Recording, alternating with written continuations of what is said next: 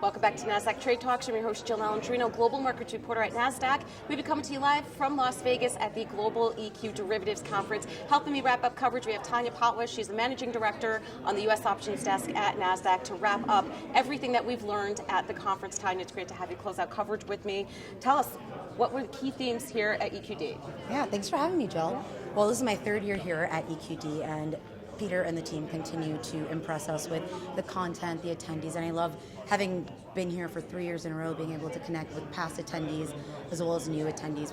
We've met buy side, sell side, allocators here, and it's a nice mix of people that are really focused on equity derivatives.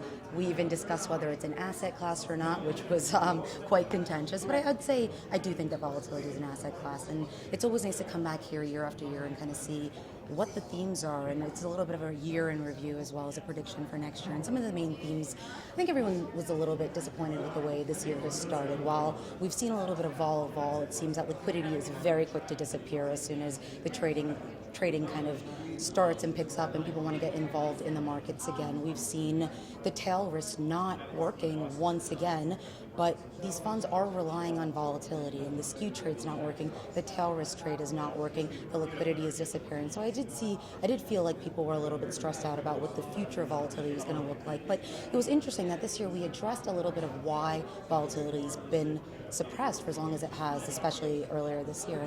And one of the themes that we've heard from several of the portfolio managers was people are still selling gamma. During an interview, one of the EQ derivatives people told us that with a survey that they did, 60% of people, over 60% of people, are still selling volatility, and it seems that they're selling gamma 2 to 6 months out, which is, of course, going to create a suppressed level of volatility.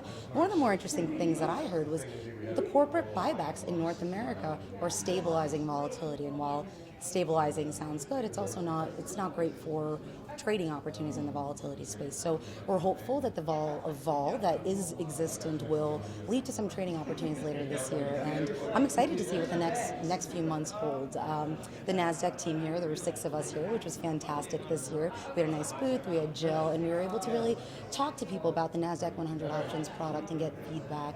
And it was nice to hear Pat Fay talk about the fact that he's going to be including the Nasdaq 100 in his market mapping study this year. So overall, it was a fantastic conference. I was happy to be here with you and the entire team, and I look forward to being back here at the 6th annual Global EQD Conference. All right, and so do we. Thank you so much for wrapping up coverage, and as they say, that's a wrap, folks. Thank you so much for joining me throughout the day in Las Vegas at the Global EQ Derivatives Conference. I am Jill Malandrino, Global Markets Reporter at Nasdaq.